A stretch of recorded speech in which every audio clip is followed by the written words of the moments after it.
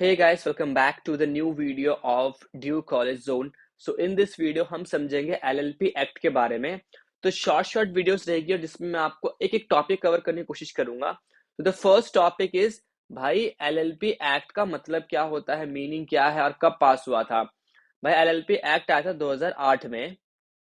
अब सबसे पहले रीजन बताता हूँ ये एक्ट क्यों आया था। Just because LLP act mixture है किसका, आपके कंपनी एक्ट और पार्टनरशिप का। यानी इसमें दोनों के बेनिफिट्स को कंबाइन करके एक ऐसा एक्ट बनाया गया है, क्योंकि कंपनीज फॉर्म ऑफ बिजनेस में भी कुछ लिमिटेशन थे और पार्टनरशिप फॉर्म ऑफ बिजनेस में भी कुछ लिमिटेशन थे। सो ये मिक्सचर है इन दोनों का। सबसे पहले meaning of LLP. Suppose LLP concept है जहां पे दो टाइप के बिजनेस कंबाइंड होते हैं। ठीक है, जैसे मैंने बताया था पार्टनरशिप और जॉइंट स्टॉक कंपनी। आपको पता है पार्टनरशिप में मेजर प्रॉब्लम क्या होती है, अनलिमिटेड लायबिलिटी। यानी ए एंड बी अगर पार्टनर है तो अगर इनका लॉस होता है तो इनको अपनी घर की प्रॉपर्टी भी सेल करके आपको ये जो कर्जा है चुकाना पड़ेगा। यानी लायबिलिटी अनलिमिटेड है। ठीक है, और कंपनी का मेन फॉर्म क्या है, कंपनी में बहुत सारी लीगल ना फॉर्मेलिटी है। ठीक है, सो ये दोनों ही फॉर्म ऑफ बिजनेस किसी ना किसी तरीके से प्रॉब्लम क्रिएट कर रही थी। तो जो गवर्नमेंट ने सोचा कि ऐसा एक्ट लाना चाहिए जिसमें ना दोनों के एडवांटेज ही डाल दे, ताकि लाइबिलिटी क्या बन जाए हमारी, लिमिटेड।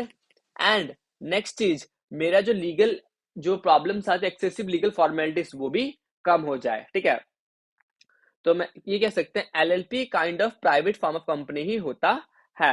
अब डेफिनेशन है कि LLP means a partnership form and registered under the LLP act 2008। अगर मुझे कोई कंपनी रजिस्टर करानी है या एलएलपी के अंडर रजिस्टर करानी है तो मुझे इस एक्ट के अकॉर्डिंग रजिस्टर करना पड़ेगा। बहुत सारे एक्सपर्ट कमेटी ने सजेशन दिया था, एंड जैसे कि इसमें से एक नाम है आबिद हुसैन कमेटी, नरेश चंद्र कमेटी और जे ईरानी कमेटी। फाइनली 2008 में एलएलपी एक्ट बनाया गया और 2009 तक ये आ गया था। इसमें 81 सेक्शन है और 4 शेड्यूल्स है। ठीक है, और 31 मार्च 2009 में आ गया था। सबसे पहला हम इसके मेन क्रक्स पे जाएंगे, ये थोड़ा हम इसको स्किप करेंगे यहाँ पे क्या क्या अमेंडमेंट्स हुए हैं ओवर द टाइम। ठीक है, सबसे पहले हम समझते हैं जो कि क्वेश्चन पूछा जाता है वो है फीचर्स ऑफ एलएलपी। सबसे पहला चीज ये है body corporate. What is a body corporate? So LLP is treated like a body corporate which is form and corporate under LLP act. जैसे कि कंपनीज एक्ट में रजिस्टर्ड होने के लिए आपको कंपनी 2013 को फॉलो करना होता है, वैसे ही एलएलपी भी एक कंपनी फॉर्म में क्रिएट करने के लिए आपको एलएलपी एक्ट के अंदर जाना पड़ता है। उसके बाद यहाँ पे जो लाइबिलिटी होती है, यानी आपके ऊपर कर्जा होता है या ऑब्लिगेशन होती है, सिंपल लैंग्वेज में बोलूं तो वो होती है जितना आपने कंट्रीब्यूशन कर रखा है। यानी पार्टनर्स को अपने घर से कुछ भी नहीं लगाना है।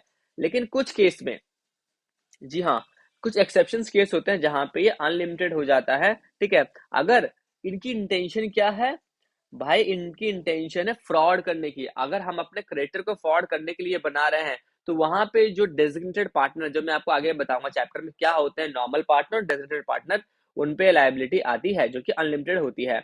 फिर उनको अपनी प्रॉपर्टी को सेल आउट करके भी देना पड़ता है। उसके बाद सेपरेट लीगल एंटिटी, यानी यहाँ पे पार्ट कंपनी का ही एक बेनिफिट है, ओनर और जो बिजनेस है, ठीक है, वो एक तरीके से अलग अलग है। एलएलपी एक लीगल एंटिटी है जो कि अपने पार्टनर से अलग है। ठीक है, सारे एसेट और लायबिलिटी एलएलपी के होंगे और द क्रेडिटर ऑफ एलएलपी कोई भी एक्शन नहीं ला सकता पार्टनर पर्सनली। ठीक है, जैसे कि केस हुआ था सैलमन वैसे सैलमन कंपनी। ठीक है, ये एक्चुअली केस था कंपनी लॉ में, बट अब ये आ चुका है आपके एलएलपी में। So minimum number of partner कितने चाहिए एलएलपी में, वही पार्टनरशिप एक्ट की तरह 2 चाहिए।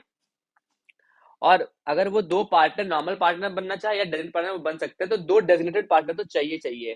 ठीक है, हाउएवर कोई लिमिट नहीं है यहाँ पे मैक्सिमम नंबर पार्टनर की। ये किसका बेनिफिट है, ये कंपनी का बेनिफिट है।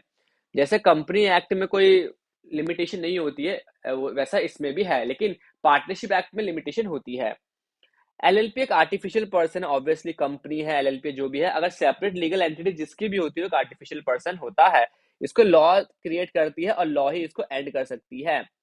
उसके बाद परपेचुअल सक्सेशन, यानी जैसे कंपनी में क्या है, member will come member will go, company will continue for ever, उस तरह से यहाँ पर भी कंपनी एलएलपी को चाहे कुछ भी हो जाए पर एलएलपी कंटिन्यू चलती रहेगी, क्योंकि इसको किसने क्रिएट किया है, लीगल प्रोसेस ने।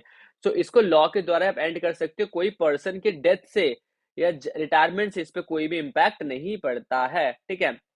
Next is common seal.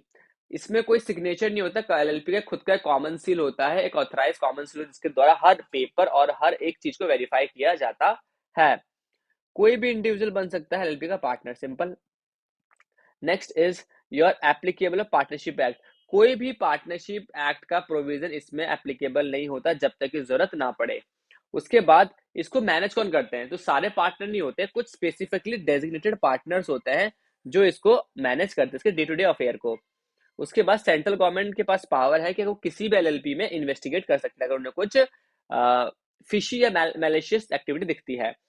हाँ, उसके बाद अगर आपको कन्वर्ट करना है एलएलपी को एक फॉर्म में, प्राइवेट कंपनी में, पब्लिक कंपनी में, तो आप कन्वर्ट कर सकते हो, ठीक है। उसके बाद अगर आपको मतलब अगर आपको कंपनी फॉर्म से एलएलपी में करना है वो भी पॉसिबल है, और एलएलपी से द्वारा कंपनी में करना है तो वो भी पॉसिबल है। इसमें कोई भी नहीं है, जस्ट आपको जिस एक्ट में कन्वर्जन हो रहे है उस एक्ट के बायलॉज को आपको फॉलो करना है। जैसे कि यहाँ पे देखिए, अगर आप एलएलपी को जॉइंट स्टॉक कंपनी में कन्वर्ट करते हो तो आपको कंपनी एक्ट फॉलो करना है, क्योंकि फिर आपको कंपनी एक्ट में रजिस्टर भी करवाना पड़ेगा अपनी कंपनी को, ठीक है। तो ये सब चीजें होती है। नेक्स्ट इज एलएलपी का एग्रीमेंट होता है, जैसे पार्टनरशिप डीड बनती है वैसे एलएलपी एग्रीमेंट होता है, जिसमें ना हर पार्टनर का राइट होता है, उसकी ड्यूटीज होती है। अगर इनकी डिस्प्यूट होता है, कोई लड़ाई होती है, तो आप इस एग्रीमेंट को देख के सॉल्व कर सकते हो। अकाउंट्स, एवरी एलएलपी को मेंटेन करना है अपने एनुअल रिपोर्ट। पहले पार्टनरशिप में नहीं था बट कंपनी में होता है, तो वैसे एलएलपी में भी आपको ना अपने एनुअल अकाउंट्स को मेंटेन करना है, जिसमें ये दिखाता है कि भाई आपकी फाइनेंशियल पोजीशन कैसी है, यानी आप कहीं इंसॉल्वेंट तो नहीं हो, या आपके पास कितना कर्जा है, और उसको हमेशा ऑडिट करवाना है, ठीक है। अगर रिक्वायर करता है, मैंने कुछ ना टर्नओवर का रेशियो है, मैं आपको आगे बताऊंगा कि इतना टर्नओवर होने पे आपको कंपल्सरी ऑडिट कराना है। उसके बाद एलएलपी एक्ट में कोई प्रोविजन नहीं है, लेकिन इनकम टैक्स एक्ट पूरा पूरा अप्लाई होता है एलएलपी के ऊपर। यानी कहने का मतलब है कंपनी लॉ में दिया हुआ है कितना परसेंट टैक्सेशन है, क्या है, किस चीज के लगेगा, बट एलएलपी एक्ट में ऐसा कोई स्पेसिफिकली प्रोविजन नहीं है। तो आपको टैक्स के लिए क्या देखना है, इनकम टैक्स एक्ट देखना है। उसके बाद एलएलपी का फाइनेंशियल ईयर भी सेम है, 1 अप्रैल से लेकर 31 मार्च तक फाइनेंशियल ईयर चलता है। जैसे कि उनका जो बुक्स ऑफ अकाउंट बनता है वो आप चेक करोगे, 1 अप्रैल मान लेता है 2023 चल रहा है से लेके 31 मार्च, ये 12 महीने वो गिने जाएंगे, ठीक है। और अगर कंपनी नई सेटअप हुई है, 30 सितंबर के बाद सेटअप हुई है, ठीक है, तो उसके लिए माना जाएगा 15 अक्टूबर से स्टार्ट किया ऑपरेशन थे, तो उसने उस दिन से लेके 31 मार्च को पहला ईयर माना जाएगा। वाइंडिंग अप, सो वाइंडिंग अप माने अगर कंपनी को, एलएलपी को अपना बिजनेस खत्म करना है, तो एलएलपी वाउंड अप हो सकती है खुद से भी, ट्रिब्यूनल से भी, और वो इंसॉल्वेंसी बैंकरप्सी कोर्ट के द्वारा भी हो सकती है। जैसे कि इसके ऊपर बहुत ही बड़ा टॉपिक है, इसके मैं समझाऊंगा डिटेल में, जिसमें आपको, अगर आपको ये बिजनेस कंटिन्यू नहीं करना तो आप एप्लीकेशन लिखते हो, जिससे कि आप वॉलंटरली आप रिटायरमेंट ले सकते हो। उसके बाद वाइंडिंग अप कर सकते हो, सॉरी। उसके बाद अगर कोर्ट को लगता है कि आप इस पोजीशन में नहीं हो कि रन कर रहे हो या कोई मेलिशियस एक्टिविटी कर रहे हो, तो कोर्ट डायरेक्टली भी आपको, एनसीएलटी है, अदर कोर्ट्स भी है जो आपको डायरेक्टली बोलेगा कि भाई आप, हम आपके इसको वाइंड अप कर रहे हैं, आप अपनी जितनी भी लाइबिलिटी है, क्रेडिटर है जिनसे पैसे ले, उनको आप पे कर दीजिए। सो ये मेन टॉपिक हमने आज पढ़ा फीचर्स के बारे में। फीचर्स बहुत ही आसान है, ठीक है, जस्ट आपको गो थ्रू करना है। So that's it in this video. अब हम नेक्स्ट पार्ट में इसका डिटेल में पढ़ेंगे इस चैप्टर के बारे में। कुछ क्वेश्चंस है, इसको आप देख सकते हैं जो आपके ही पीडीएफ में होंगे। सो और मोर डिटेल्स के लिए आप हमारे टेलीग्राम चैनल को ज्वाइन कर सकते हैं, जो कि डिस्क्रिप्शन में इसका लिंक है। Thank you guys, subscribe.